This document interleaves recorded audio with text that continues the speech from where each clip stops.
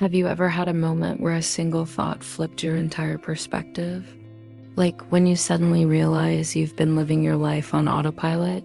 Or when a small piece of wisdom makes you feel like your soul just took a breath for the first time? This isn't just an aha moment. It's the beginning of a mind awakening. And once it starts, you can't unsee it. Hi, and welcome to Inspire My Magic Hub, a space to awaken your mind, heal your soul, and discover your true self. In this video, we're diving deep into mind-awakening truths, insights that have changed thousands of lives and will change how you think forever.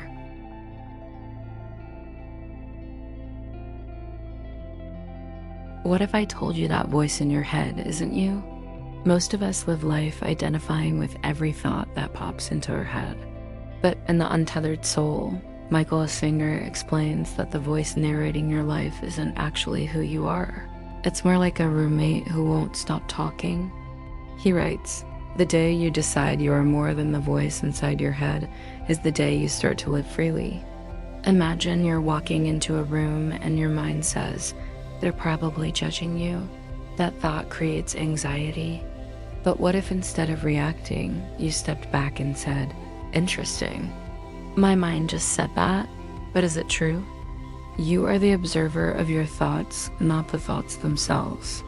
Freedom begins when you stop believing every thought that crosses your mind.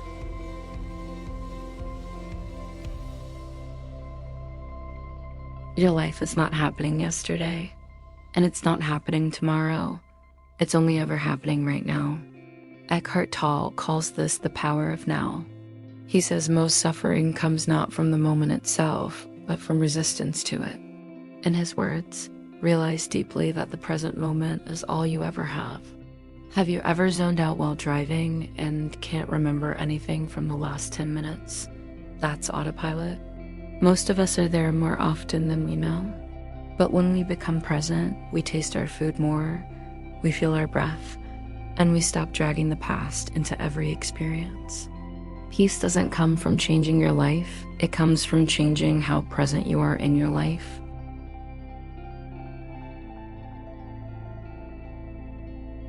What if everything you believe is just a story you've been told and agreed to? In the Four Agreements, Don Miguel Ruiz writes that our entire belief system is shaped in childhood by parents, teachers, media, and then we carry those agreements into adulthood without questioning them. If you were told you're not creative as a child, chances are you've become someone who avoids trying. A woman once believed she was bad at relationships because of 2 failed breakups. But when she challenged that story, she saw that she was actually emotionally wise, but had poor boundaries. Her life changed when she changed her belief. Question every belief that limits you. Your thoughts shape your identity, but you can always rewrite the story.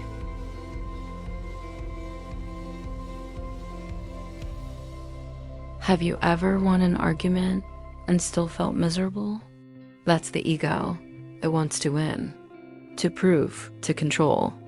But as spiritual teacher Muji says, the ego is a ghost that's afraid of being seen.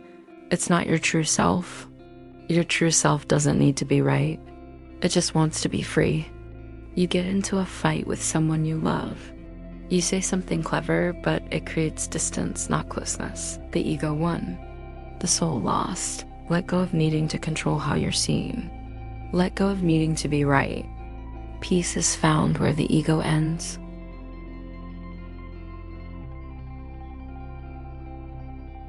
Have you ever noticed how answers come not when you're thinking hard, but when you stop thinking? Neuroscience supports this. Studies show that during moments of mindful stillness, the brain's default mode network activates, allowing deeper processing, creativity, and clarity. In spiritual terms, stillness is where your soul speaks. You're stuck on a decision, you try logic, pros and cons, nothing. Then you take a quiet walk, and suddenly you feel the right answer. Stillness isn't wasted time, it's sacred space. It's where you stop reacting and start hearing.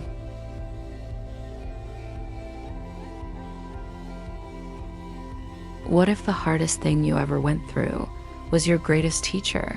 Many awakening journeys begin with suffering, grief, breakups, burnout, illness. These are not breakdowns, they're breakthroughs. As Carl Jung said, there is no coming to consciousness without pain. A man lost his job and spiraled into depression, but through that, he found meditation, therapy, and eventually his life's purpose, helping others heal. Pain cracks open the shell of the ego, so your soul can rise.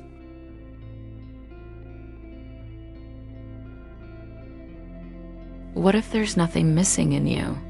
What if the journey is not about becoming, but about remembering? Every book, every teacher, every practice is really pointing to one truth: you are already whole. This is echoed across traditions from ancient Vedic wisdom to modern psychology. Wholeness isn't something you earn, it's something you uncover. You don't criticize a child for needing love. Then why do we criticize ourselves for not being perfect? You don't need to prove your worth. You just need to return to it. If even one of these truths stirred something in you, pause. Breathe. That's not coincidence. That's awakening. Your mind is not a cage, it's a sky. And these truths are just the wind, clearing the clouds so your light can shine through. Share in the comments which truth hit you hardest. Drop a heart if this video gave you a new insight. And if you want more content like this, subscribe, hit the bell, and stay close to this space. Because you're awakening and it's just the beginning. Until next time, stay conscious, stay curious, stay kind.